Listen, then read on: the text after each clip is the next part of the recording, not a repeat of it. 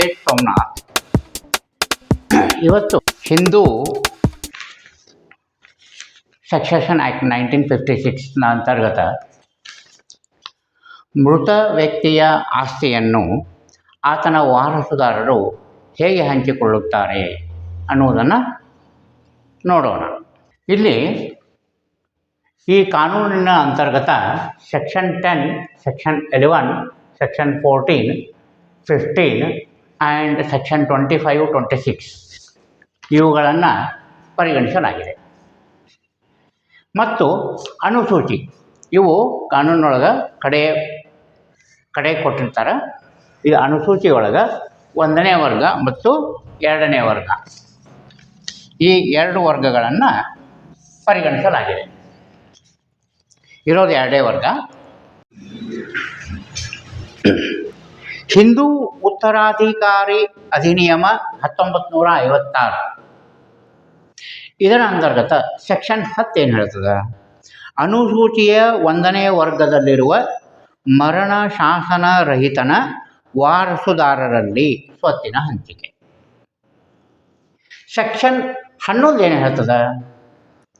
ಅನುಸೂಚಿಯ 2ನೇ ವರ್ಗದಲ್ಲಿರುವ ಮರಣ ಶಾಸನ ರಹಿತನ ವಾರಸುದಾರರಲ್ಲಿ ಸ್ವತ್ತಿನ ಹಂಚಿಕೆ. ಸೆಕ್ಷನ್ 15 ಏನು ಹೇಳ್ತದೆ? ಮರಣ ಶಾಸನ ರಹಿತ ಸ್ತ್ರೀಯ ವಾರಸುದಾರರಲ್ಲಿ ಸ್ವತ್ತಿನ ಹಂಚಿಕೆ. ಈ ಥರ ಇವು 3 ಸೆಕ್ಷನ್ಸು ಹೇಳ್ತಾವು. ಈಗ ಅನುಸೂಚಿ ಎಲ್ಲಿ 1ನೇ ವರ್ಗದಲ್ಲಿ ಬರುವ ವಾರಸುದಾರರು ಯಾರು ಅನ್ನೋದನ್ನು ನೋಡೋಣ. 1ನೇ ವರ್ಗದಲ್ಲಿ ಮಕ್ಕಳು, ವಿಧವೆಯರು ಮತ್ತು ತಾಯಿ. ಮೊಮ್ಮಕ್ಕಳು ಮೃತ ಮಗನ ವಿಧವೆಯರು, ಮೃತ ಮಗನ ಮೊಮ್ಮಕ್ಕಳು ಮತ್ತು ವಿಧವೆಯರು. ಈಗ ಮೃತ ಮಗಳ ಮಕ್ಕಳು, ಮೃತ ಮಗನ ಮಗಳು, ಮೃತ ಮಗನ ಮಗಳು. ಈ ಥರ ಇವರೆಲ್ಲರೂ 1ನೇ ವರ್ಗಗಳು ಹೋಗ್ತಾರೆ. ಈಗ ಇವರೆಲ್ಲರೂ ಕೆಲವು ನಿಯಮಗಳ ಪ್ರಕಾರ ಆಸ್ತಿಯನ್ನು ಹಂಚಿಕೆ ಮಾಡ್ಕೊತಾರೆ. ಸೆಕ್ಷನ್ 10 ಅಂತರ್ಗತ ಮಾಡಿದ ನಿಯಮಗಳೇನು? ಮೊದಲನೇ ನಿಯಮ, ವಿಧವೆಯರು ಎಲ್ಲರೂ ಸೇರಿ ಒಂದು ಪಾಲನ್ನು ಪಡೆಯುತ್ತಾರೆ. ಅಂದರೆ ಮೃತ ವ್ಯಕ್ತಿಗೆ ಒಬ್ಬರಿಗಿಂತ ಹೆಚ್ಚು ಜನ ಹೆಂಡತಿಯರಿದ್ದರೆ ಅವರೆಲ್ಲ ವಿಧವೆಯರಾಗ್ತಾರೆ, ಎಲ್ಲರಿಗೂ ಒಂದು ಪಾಲು ತಗೋತಾರೆ. 2ನೇ ನಿಯಮ ಏನಪ್ಪ ಅಂದ್ರೆ, ಮಕ್ಕಳು ಮತ್ತು ತಾಯಿ ಇವರು ತಲಾ ಒಂದೊಂದು ಪಾಲು ತಗೋತಾರೆ. ಎಷ್ಟು ಜನ ಮಕ್ಕಳಿದ್ದಾರೆ, ಹೆಣ್ಮಕ್ಳು ಗಂಡ್ಮಕ್ಳು ಸೇರಿ, ಮತ್ತು ತಾಯಿ ಎಲ್ಲರೂ ತಲಾ ಒಂದೊಂದು ಪಾಲು ತಗೋತಾರೆ. ಇದು 2ನೇ ನಿಯಮ. ಇನ್ನು 3ನೇ ನಿಯಮ, ಮೃತ ಮಗ ಅಥವಾ ಮಗಳು. ಅಂದ್ರೆ ಈ ಮೃತ ವ್ಯಕ್ತಿಗೆ ಮೊದಲೇಕ ಮಗ ಅಥವಾ ಮಗಳು ಸತ್ತಿದ್ರು ಅಂದ್ರೆ, ಅವ್ರ ಸಂತಾನ ಇದ್ರು ಅಂತಂದ್ರೆ ಅವರ ಮಕ್ಕಳು, ಪೂರ್ವ ಮೃತ ಮಗ ಮತ್ತು ಮಗಳ ಶಾಖೆಯವರು, ಅವರು ಅವರವ್ರ ಶಾಖೆಗೆ ಬರೋ ಪಾಲು ತಗೋತಾರೆ. ಮೃತ ವ್ಯಕ್ತಿಗೆ ಮಗ, ಮಗಳು, ತಾಯಿ, ಈಗ 3 ಜನ ಅದಾರ ಅಂತ ತಿಳ್ಕೊಳ್ಳೋ. ಇವ್ರು 3 ಸಮ ಪಾಲು ತಗೊಂತಾರೆ. ಅಂದ್ರೆ 1 ತಗೊಂಡ್ಬಿಟ್ಟೆ. ಇದರೊಳಗೆ ಮಗ ಅಥವಾ ಮಗಳು ಮೃತನ ಆಸ್ತಿಯನ್ನು ಹಂಚಿಕೊಳ್ಳೋಕ್ಕಿಂತ ಮುಂಚೆನ ಅವ್ರು ತಿಳ್ಕೊಂಡ್ಬಿಟ್ಟಿದ್ರು. ಅವಾಗ ಈ ಮಗಗ ಎಷ್ಟು ಆಸ್ತಿ ಬರ್ತಿತ್ತಲ್ಲ ಅಷ್ಟು ಆಸ್ತಿಯನ್ನು ಈ ಮಗನ ವಾರಸುದಾರರು ತಗೋತಾರೆ. ಅಂದ್ರೆ ಈ 1 ಪಾಲು ಇರ್ತದಲ್ಲ, ಈ 1 ಪಾಲಿನಾಗ ಅವ್ರು ತಗೋಬೇಕು. ಈ ಮಗನ ಶಾಖೆ ಮಗನ ಪಾಲನ್ನು ತಗೊಳ್ತದ, ಮಗಳ ಶಾಖೆ ಮಗಳ ಪಾಲನ್ನು ತಗೊಳ್ತದ. ಇದು 3ನೇ ನಿಯಮ ಹೇಳ್ತದೆ. ಮತ್ತು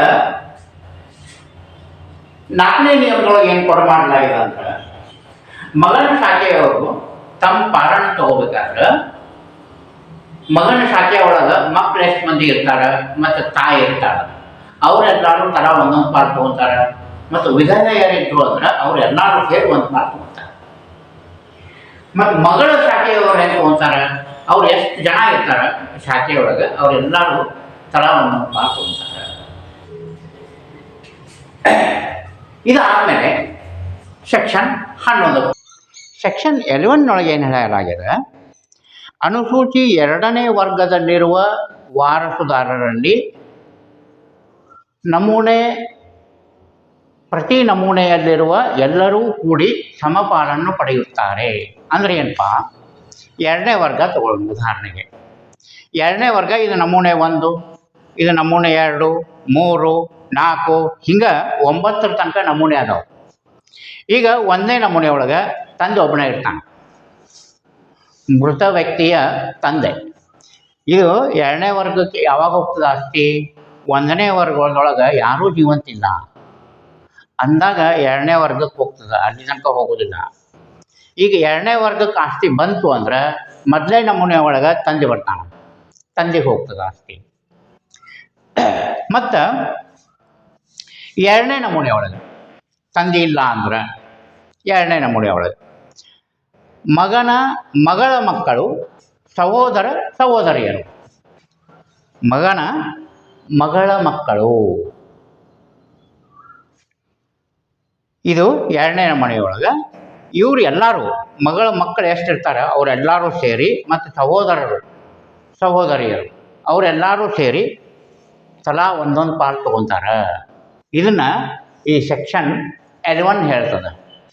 ಅನುಸೂಚಿಗೆ 2ನೇ ವರ್ಗದಲ್ಲಿರುವ ಪ್ರತಿ ನಮೂನೆಯಲ್ಲಿರುವ ಪ್ರತಿಯೊಬ್ಬರೂ ಸಮಪಾಲನ್ನು ಪಡೆಯುತ್ತಾರೆ.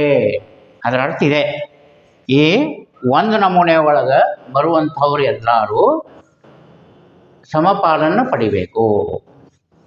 ಆಮೇಲೆ ಈ ನಮೂನೆ ಹೆಂಗೆ ಹೋಗ್ತಾವೋ, 1ನೇ ನಮೂನೆ ಒಳಗೆ ಯಾರು ಜೀವಂತಿಲ್ಲ ಅಂದರೆ 2ನೇ ನಮೂನೆ, 2ನೇ ನಮೂನೆ ಒಳಗೆ ಯಾರು ಜೀವಂತಿಲ್ಲ ಅಂದ್ರೆ 3ನೇ ನಮೂನೆ, ಹಿಂಗೆ ಹೋಗ್ತಾವೆ.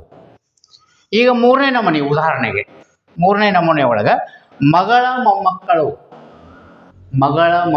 ಅವ್ರು ಎಷ್ಟು ಜನ ಇರ್ತಾರೆ, ಮಗಳ ಮೊಮ್ಮಕ್ಕಳು ಅಂದರೆ ಯಾರಪ್ಪ, ಮಗನ ಮಕ್ಕಳು, ಮಗಳ ಮಕ್ಕಳು ಅವರೆಲ್ಲರೂ ಮೊಮ್ಮಕ್ಕಳಾಗ್ತಾರೆ.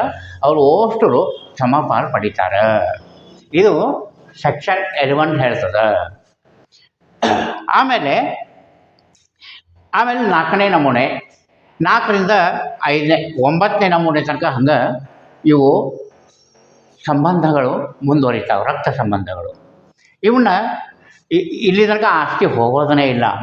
ಈ 1ನೇ ವರ್ಗದೊಳಗೆ ಮುಗಿದು ಹೋಗ್ತದೆ, 2ನೇ ವರ್ಗಕ್ಕೆ ಬರೋದು ಅತ್ಯಂತ ದುರ್ಲಭ. ಅದರೊಳಗೆ ಈ 3ನೇ ನಮೂನೆ ದಾಟಿ ಹೋಗೋದು ಅತಿ ದುರ್ಲಭ. ಅದಕ್ಕೆ ಈ 4ರಿಂದ 9 ನಮೂನೆಗಳನ್ನು ಡಿಸ್ಕಷನ್ನೊಳಗೆ ಬಿಡಲಾಗಿದೆ. ಈಗ ಸೆಕ್ಷನ್ 10 ಆಯ್ತು, ಸೆಕ್ಷನ್ 11 ಆಯ್ತು. ಈಗ ಸೆಕ್ಷನ್ 14 ಏನು ಹೇಳ್ತದೆ? ಸೆಕ್ಷನ್ 14 ಏನು ಹೇಳ್ತದೆ ಅಂತಂದ್ರೆ, ಹಿಂದೂ ಸ್ತ್ರೀಗೆ ಆಕೆಯ ಹೆಸರಿನಲ್ಲಿರುವ ಸ್ವತ್ತು ಆಕೆಯ ಸಂಪೂರ್ಣ ಪ್ರಭುತ್ವದಲ್ಲಿ ಇರುತ್ತದೆ. ಇದರ ಅರ್ಥ ಏನಪ್ಪ? ಸಂಪೂರ್ಣ ಪ್ರಭುತ್ವ ಅಂದ್ರೇನು? ಉದಾಹರಣೆಗೆ ಒಂದು ಆಸ್ತಿ ಗಂಡಿನ ಕಡೆ ಇತ್ತು ಅಂದ್ರೆ ಅದಕ್ಕೆ ಬಣ್ಣ ಹಚ್ಬೇಕಾಗ್ತೈತಿ.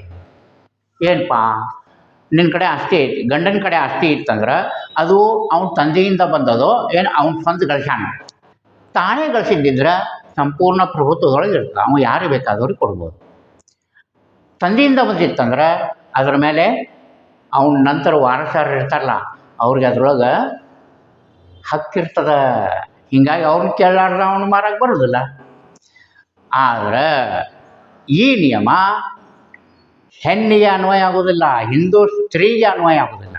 ಹಿಂದೂ ಸ್ತ್ರೀಗೆ ಆಕೆಯ ಹೆಸರಿನಲ್ಲಿರುವ ಪ್ರತಿಯೊಂದು ಸ್ವತ್ತು, ವೆದರ್ ಮೂವಬಲ್ ಆರ್ ಇಮೂವಬಲ್, ಆ ಸ್ವತ್ತಿನ ಮೇಲೆ ಆಕೆಗೆ ಸಂಪೂರ್ಣ ಅಧಿಕಾರವಿರುತ್ತದೆ, ಫುಲ್ ಓನರ್ಶಿಪ್. ಆಕೆ ತಂದೆಯಿಂದರ ಬರಲಿ, ಆಕೆ ಗಂಡಿಂದರ ಬರಲಿ, ತಾಯಿಯಿಂದರ ಬರಲಿ, ಯಾರಿಂದರ ಬರಲಿ, ಯಾರ ಕೊಟ್ಟಿದ್ದಿರಲಿ, ಆಕೆ ಕಡೆ ಐತಿ, ಆಕೆ ಹೆಸರು ಐತಿ, ಮುಗಿದೋದು, ಆಕೆ ಯಾರು ಬೇಕಾದ್ರೂ ಕೊಡ್ಬೋದು. ಇದು ಕಾನೂನು 14 ಹೇಳ್ತದೆ. ಇದು ಭಾಳ ಇಂಪಾರ್ಟೆಂಟ್ ಕಾನೂನು. ಆಮೇಲೆ ಸೆಕ್ಷನ್ 15 ಏನು ಹೇಳ್ತದೆ, ಈಗ ಒಂದು ಹಿಂದೂ ಸ್ತ್ರೀ ತಾನು ಏನು ಶಾಸನ ಮಾಡಲಾರ್ದೆ ಮೃತ್ಯುಪತ್ರ ಮಾಡಲಾರ್ದೆ ತೀರ್ಕೊಂಡು ಹೋದ್ಲು ಅಂತ ತಿಳ್ಕೊಳ್ಳೋಣ. ಅವಾಗ ಅತಿ ಆಸ್ತಿ ಹೆಂಗೆ ವಿಲೇವಾರಿ ಆಗ್ತದೆ? ಅದು ಹೆಂಗೆ ವಿಲೇವಾರಿ ಆಗ್ತದೆ ಅಂದ್ರೆ, ಮೊದಲೇ ಕೆಟಗರಿ ಒಳಗೆ ಗಂಡ ಮತ್ತು ಮಕ್ಕಳು ಬರ್ತಾರೆ, ಗಂಡ ಮತ್ತು ಮಕ್ಕಳು. ಎರಡನೇ ಕೆಟಗರಿ ಒಳಗೆ ಗಂಡನ ವಾರಸುದಾರರು. ಮೂರನೇ ಕೆಟಗರಿ ಒಳಗೆ ತಂದೆ ಮತ್ತು ತಾಯಿ, ಹೆಣ್ಣಿನ ತಂದೆ ತಾಯಿ. ನಾಲ್ಕನೇ ಕೆಟಗರಿ ಒಳಗೆ ತಂದೆಯ ವಾರಸುದಾರರು, ಹೆಣ್ಣಿನ ತಂದೆಯ ವಾರಸುದಾರರು ಅಂದರೆ ತವರು ಮನೆಗೆ ಹೋಗ್ತದೆ. ಆಮೇಲೆ 5ನೇ ಕೆಟಗರಿ ಒಳಗೆ ತಾಯಿಯ ವಾರಸುದಾರರು, ಹೆಣ್ಣಿನ ತಾಯಿಯ ವಾರಸುದಾರರಿಗೆ ಹೋಗ್ತದೆ. ಹಿಂಗೆ 5 ಕೆಟಗರಿ ಕೊಟ್ಟೈತಿ. ಇಲ್ಲಿನೂ ಹಾಗೆ 1ನೇ ಕೆಟಗರಿ ಒಳಗೆ ಯಾರು ಇಲ್ಲ ಅಂದ್ರೆ 2ನೇ ಕೆಟಗರಿ, ಅಲ್ಲಿ ಯಾರು ಜೀವಂತ ಇಲ್ಲ ಅಂದ್ರೆ 3ನೇ ಕೆಟಗರಿ, ಹಿಂಗೆ ಹೋಗಬೇಕು. ಉದಾಹರಣೆಗೆ ಗಂಡ ಮತ್ತು ಮಕ್ಕಳು 1ನೇ ಕೆಟಗರಿ ಒಳಗೆ ಬರ್ತಾರೆ. ಅವ್ರು ಯಾರು ಜೀವಂತ ಇಲ್ಲ ಅಂದ್ರೆ ನಂತರ ಯಾರಿಗೆ ಹೋಗ್ತದೆ? ಗಂಡನ ವಾರಸುದಾರರಿಗೆ ಹೋಗ್ತದೆ. ಹಿಂಗೆ ಅವ್ರು ಯಾರು ಜೀವಂತ ಇಲ್ಲ ಅವಾಗ ತಂದೆ ತಾಯಿಗೆ ಹೋಗ್ತದೆ, ಆಕೆಗೆ ತವ್ರ ಮನೆ ತಂದೆ ತಾಯಿಗೆ ಹೋಗ್ತದೆ. ಹಿಂಗೆ ನಾವು ಒಂದು ಕೆಟಗರಿ ಒಳಗಿಂದ ಇನ್ನೊಂದು ಕೆಟಗರಿಗೆ ಈ ಥರನಾಗಿ ಹೋಗಬೇಕು. ಈಗ ಸೆಕ್ಷನ್ 15 ಒಳಗೆ ಕೆಲವೊಂದು ವಿಶೇಷ ನಿಯಮಗಳದಾವೆ. ಏನಪ್ಪ ಅಂತಂದ್ರೆ, ಹೆಣ್ಣಿಗೆ, ಹಿಂದೂ ಸ್ತ್ರೀಗೆ ಒಂದು ವೇಳೆ ತನ್ನ ತಂದೆ ಅಥವಾ ತಾಯಿಯಿಂದ ಆಸ್ತಿ ಬಂದಿತ್ತು ಅಂತಂದ್ರೆ ಅಂಥ ಆಸ್ತಿ ಆಕೆಯ ತಂದೆಯ ವಾರಸುದಾರರಿಗೆ ಹೋಗ್ತದೆ.